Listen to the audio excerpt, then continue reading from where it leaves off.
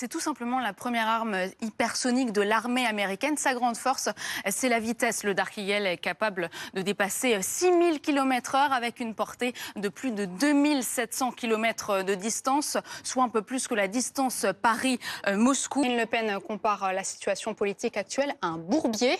La députée du Rassemblement national fustige notamment la situation au nouveau Front populaire.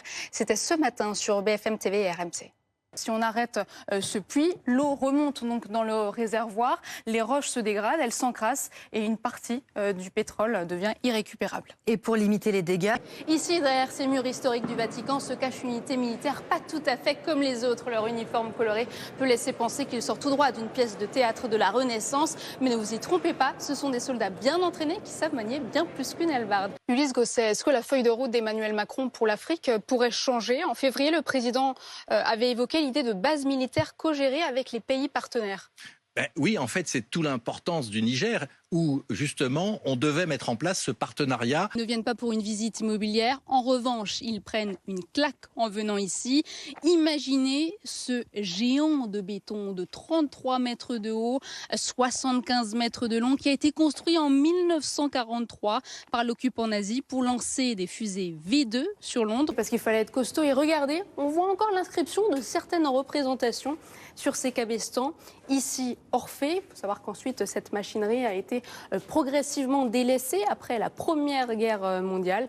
Place ensuite à l'électricité, puis à l'informatique. Ce qu'on a découvert sur le terrain à Aubervilliers avec Margot Seff, c'est un profil très singulier, celui de Doudou Cross-Bitume, 39 ans, très connu dans le quartier du Landy à Aubervilliers, pas seulement pour des faits de petite délinquance, mais aussi comme une figure locale, une sorte de grand frère respecté. Exactement, Pauline. D'ailleurs, on a vu l'hélicoptère survoler l'aréole tout à l'heure. Ici, l'eau continue de monter et il pleut depuis quelques minutes. Les précipitations qui reprennent, ça vous inquiète, ça, Jackie? Un petit peu, oui, quand même. Bon, mais on le sait. Les jeunes le disent sans détour, 2 € dans le budget, ça compte, même s'ils y voient aussi du positif. Ça fait moins de livraison, moins d'achats impulsifs, moins de surconsommation. Déjà depuis 30 minutes, ils sont partis à 6 heures tapantes, pas une minute de retard. Les tracteurs ont été ravitaillés pendant la nuit, ils ont fait le plein d'essence. Ils sont perçus comme des travailleurs essentiels, soumis à des contraintes à la fois économiques, sanitaires, administratives de plus en plus lourdes. Je vous propose d'écouter certains automobilistes qu'on a rencontrés. Nous, ça fait des années, on habite en campagne. Oui, 120 véhicules militaires, des soldats en uniforme d'époque, 1 kilomètre de convoi. Bref, c'est un véritable voyage en 1945 et visiblement, il y avait du monde pour ne pas rater ça.